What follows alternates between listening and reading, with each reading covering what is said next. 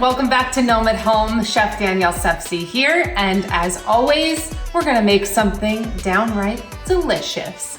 And we're going back to nostalgia again. One of my favorite things is to make nostalgic foods that really spark a memory and an emotion in you. And what does that better than mac and cheese, right? No matter where you are in the world, no matter what age you are, you love mac and cheese. It's something you can count on, and I'm gonna make one that is super ooey gooey, so nostalgic, just you're gonna eat it and say, oh my God, this is the best mac and cheese I've ever had. And it's just gonna take you right back to your childhood. So let's get right into it. Get your pot on the stove and bring that pot of water to a boil. So that'll take about 10 minutes. In the meantime, gather all your other ingredients together.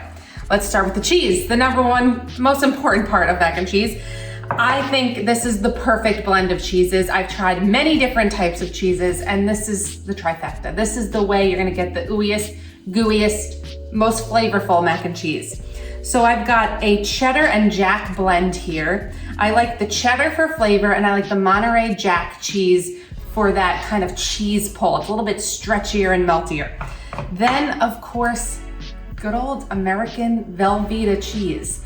I know it's processed. I know that, it's not even refrigerated when you buy it most of the time, but this is how you get the most gooey mac and cheese that's so creamy and a beautiful rich color as well. So we've got the cheddar, the jack, the Velveeta. This is about 1.5 cups of Velveeta cheese. Just take a knife.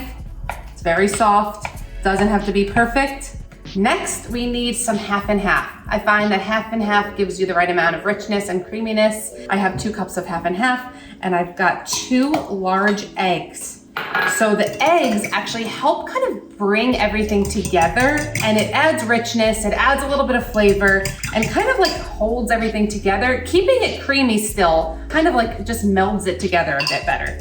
So just whisk the eggs into the half and half. We also need some seasonings.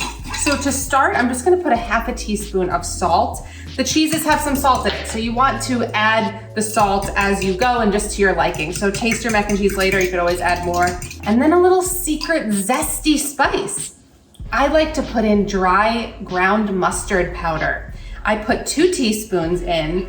I think it just adds this really, again, zesty flavor without being so in your face, like what is that? It just complements all the cheeses and I think brings out the cheese flavor even more. You also wanna add some pepper. You can use white pepper here. I'm not a huge fan of white pepper, so I'm just gonna do a little bit of cracked black pepper. All right, set that aside. We also need 1 stick of butter. Let's just cut that into smaller pieces as well. It's been about 10 minutes, our water is boiling. So I'm just gonna pour in my pasta. Now here is a preference thing as well. I always go with something a little bit smaller, either elbow macaroni, shells, or this rotini. So this is very much like that Boston Market mac and cheese. They always use these little spirals. So that's what I'm gonna use today. I think it really soaks up all that sauce and cheesiness, and it's just a great texture. I'm gonna use a whole pound for this. Pour it in your pot, let that boil. Now you don't wanna fully cook your pasta. You actually only wanna cook your pasta for 7 to 8 minutes because it's gonna continue to cook later on when we mix everything in and when we put it in the oven. So just undercook it slightly. While that pasta's cooking, just a reminder, click that subscribe button down below and the notification bell so you can be notified every time I post a new recipe. So we can cook along together and continue to learn and enjoy some yummy food. Pasta is drained and back in the pot. Let's quickly, while everything's still hot, throw in that stick of butter and that Velveeta cheese, and of course the cheddar and the jack, and just stir that together. We're gonna put it on low heat now. Just get that butter melted. The cheese will start to melt, especially from the heat of the pasta. It's just starting to melt. But let's add our half and half mixture. But remember, there's eggs in here, so you don't want anything to curdle or scramble. So make sure you're stirring as you add it. This really is such an easy dish. And it's one of those dishes, I make all these gourmet things that take so many hours to make, but this is one that my friends just continue to request. Rebecca, I see you. She asks for it every year. You can also get fun with this. If you love spice, throw a little hot sauce in this, like buffalo sauce or something. The acidity is so good in this. The spice is so good in this. You can add cubed chicken and make it buffalo chicken mac and cheese with the hot sauce. It's been about 4 minutes or so. Everything is melted. It's super creamy. Oh my God. Just keep stirring though a couple more minutes because it's still a little liquidy for my liking. So as you cook, some of that liquid will evaporate and everything will thicken. So just a couple more minutes. Okay, I've got I believe this is about a 9 by 13 inch Pyrex glass baking dish, which is oven safe. I sprayed it with a little nonstick spray. Now I'm just gonna take that mac and cheese and I'm gonna pour it. Oh, look how creamy that is. Pour it right in, make sure you get all that cheese. And now we can do our topping.